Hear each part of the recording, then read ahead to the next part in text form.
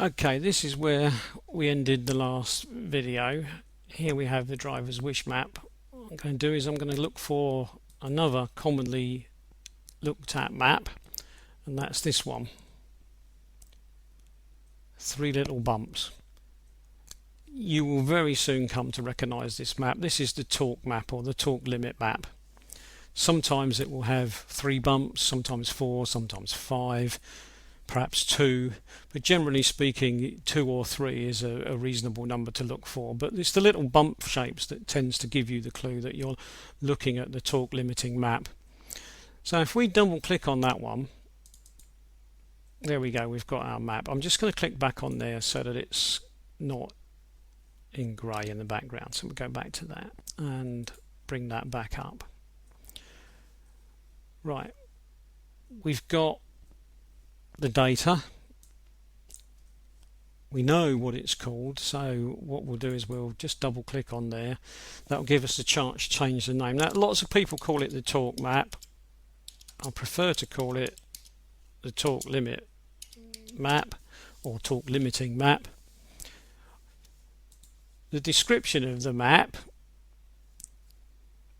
it depends what you want to put here at this moment, because the torque limiting map doesn't limit the torque on one of these maps like it would do on some of the newer ECUs.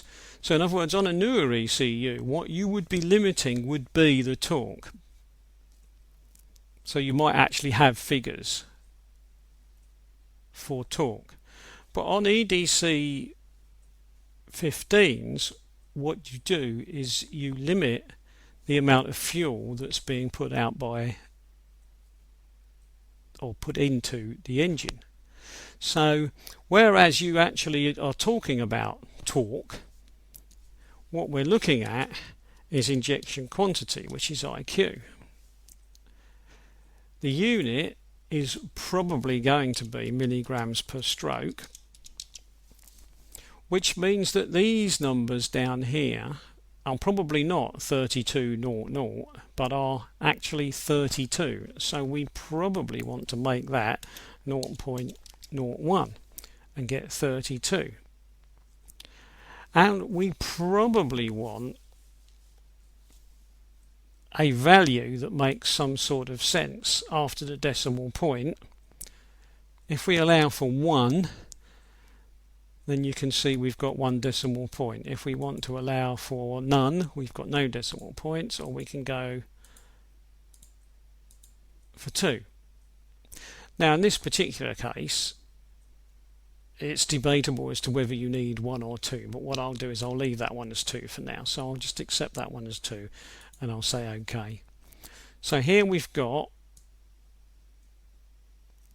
some figures. Now they might seem fairly familiar because we saw on the EGR map over here a figure of 51 milligrams, and then we saw on the driver's wish map figures in the region of 51, 52 with an absolute maximum of 70. And on here we've got figures, if we look at them, well, we seem to be stopping at 52, don't we? So we've got figures that stop at 52. Now let's see if we can spot what this is up here. We're being told it's revs per minute. Let's have a look. Engine speed, revs per minute. Winols has got that wrong again. Let's try changing that to 1 and then having a look at the numbers. We'll say OK, get that out of the way. Now this is such a long number of columns that it's gone off the edge, so I've got to slide that across. But it's telling me that this goes up to 5,200 revs. Now the other maps went to about 5,300 that we looked at, so we look like we're in the right area, so maybe that's okay. And interestingly, at 5,200 revs, look what's happened to the fuel. None. So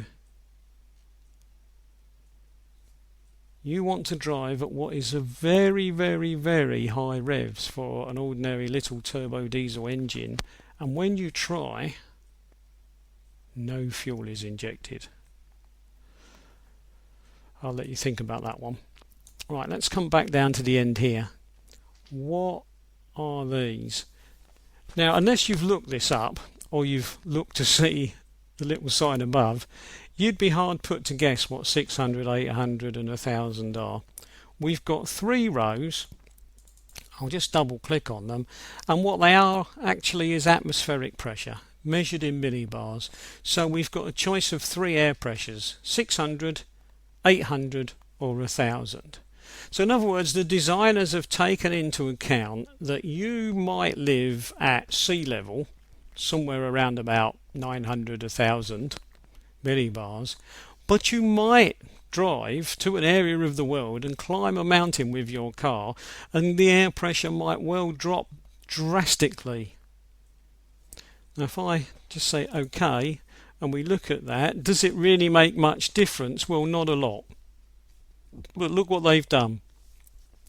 When you're driving around at sea level, these are the figures in this row, and if you go to a part of the world that's much higher in the air, you've got a slight limiting effect.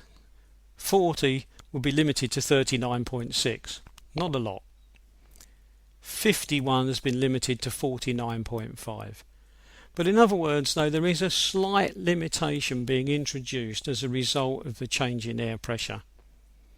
And this slight limitation as a result of air pressure is in part to protect the engine, but only via the turbocharger. So in other words, the turbocharger may well spin way too fast in thinner air and just simply destroy itself. And so that has been taken into account by the designers to help preserve your turbocharger. Now, if you play around with those figures, you need to bear that in mind, just like you need to bear in mind that at high revs there is no fuel being injected. So if you start changing figures in maps, look at what the designers have already designed in. They may have had good reason, so don't just assume, oh, I'll change whatever I like and it won't matter, because maybe it won't matter until one day it does. So bear that in mind.